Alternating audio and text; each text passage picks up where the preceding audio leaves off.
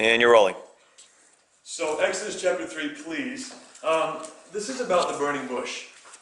And it's funny, before I really read it, I didn't really understand what the burning bush was about. I thought, here's a burning bush, Moses finds it, he's working as a shepherd, sees this funky bush, and God says, tell Pharaoh to let my people go. And he goes, okay, and goes and tells Pharaoh to let his people go.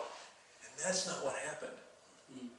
The burning bush was a dialogue between God and Moses. And it really was dealing with Moses' insecurities and fears and challenges and excuses. And it is remarkable to see God respond to every one of his misgivings. So read with me, please, Exodus chapter 3. Come on. So, verse 10, please. God says, so now go. I am sending you to Pharaoh to bring my people, the Israelites, out of Egypt.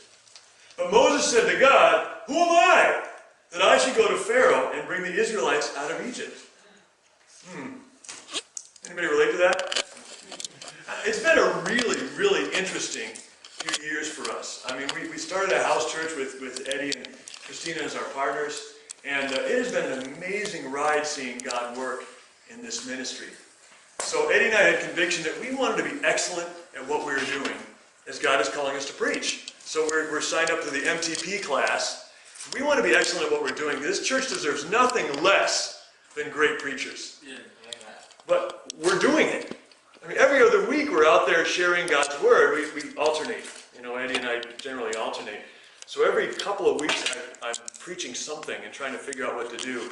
Meanwhile, we're taking this course. The last couple of days have been some of the more humbling days for me in a long time.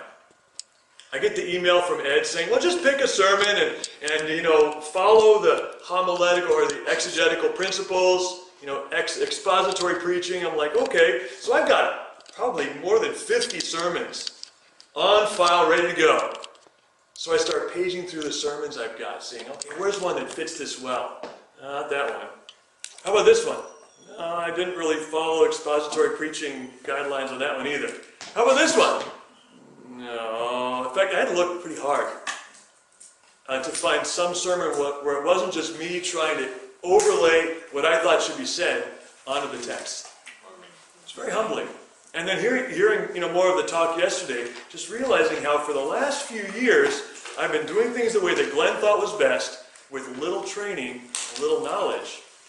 And thank God for the grace of a whole lot of people in Hershey that have to listen to me every other week. Very humbling. I don't know if you can relate to that. And now I'm coming in here a bit insecure, thinking, okay, I've got to change the way that I approach God's word and bringing it out. Who am I? In fact, I had a habit the last couple of years. When we travel somewhere, I'd communicate ahead of time to them saying, hey, how can I encourage the church? Often I'd preach. I got to preach in Bangkok, Thailand, and 2 places in Phnom Penh. We visited Asia this last summer. It was great. Really enjoyed that. And I communicated with Ed a while ago saying, hey, I got a message I'd love to preach if you guys want to hear it. It's called Stupid Questions That People Ask Jesus. It's actually a pretty funny message, but think about it. Even just by the title, is it a message based on expository preaching concepts? No! I'm so far out of there. No wonder he didn't ask me to preach this message. So, and what hubris, what arrogance. It's so presumptive to ask that. And so, it's been very humbling the last couple of days to realize how far I've got to go in terms of learning how to really preach God's word. I love God's response to Moses, because I felt like, who am I? What am I doing? Trying to preach. And I've been doing this for a couple of years now. And what on earth have I been doing? And it really tweaked my insecurity. Listen to God's response to Moses. Verse 12. And God said, I will be with you.